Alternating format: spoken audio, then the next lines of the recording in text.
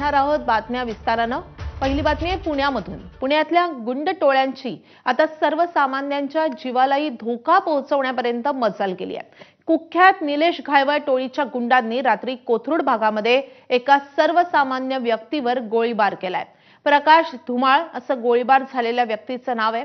धुमाळ यांच्या मानेला आणि मांडीला गोळी लागली आहे। त्यांच्यावर सह्याद्री रुग्णालयामध्ये उपचार सुरू आहेत।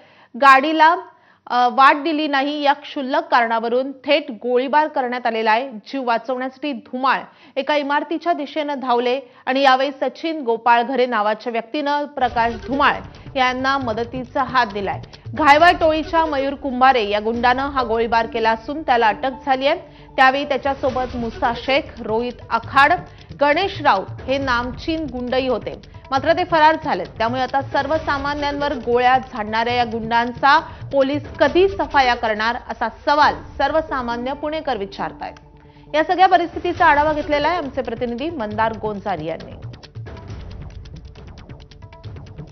गाडीला रस्ता दिला नाही एवढ्या क्षुल्लक कारणावरून पुण्यातील कोथरूड भागात प्रकाश धुमाळ नावाच्या 36 वर्षाच्या व्यक्तीवरती गोळीबार करण्यात आलाय। जिथं ही घटना घडली ते हे मुठेश्वर मित्र मंडळ या ठिकाणी हे मंदिर आहे आणि या मंदिराच्या समोर काल मध्यरात्री प्रकाश धुमाळ नावाची व्यक्ती त्याच्या मित्रांसह उभी होती।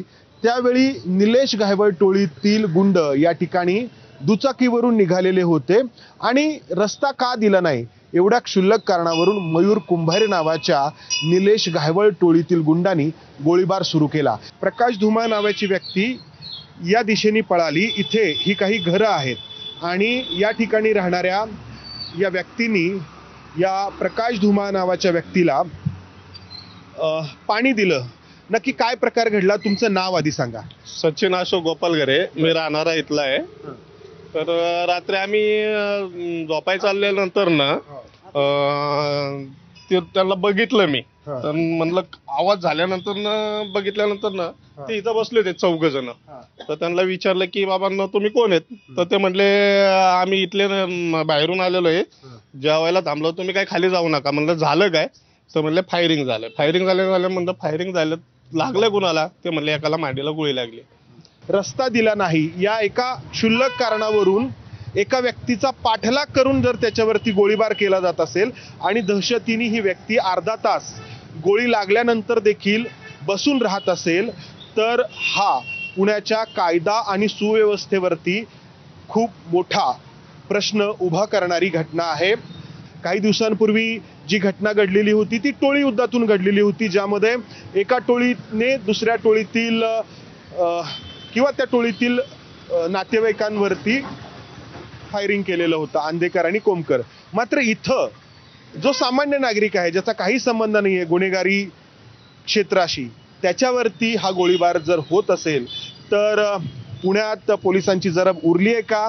आणि या टोळ्या सातत्याने का पुन्हा पुन्हा अशी कृत्य करतायत? त्यांच्यावरती एकदाची कायमची जरब बसेल, त्यांच्या या कारवाया थांबतील अशी कारवाई का होत नाहीये?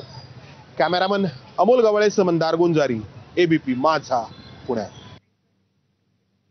वळूयात पुढच्या बातमीकडे। मुंबईतल्या दादरमधल्या शिवाजी पार्क जवळ असलेल्या मीनाताई ठाकरे यांच्या पुतळ्यावर लाल रंग टाकणाऱ्या आरोपीला पोलिसांनी अटक केली आहे।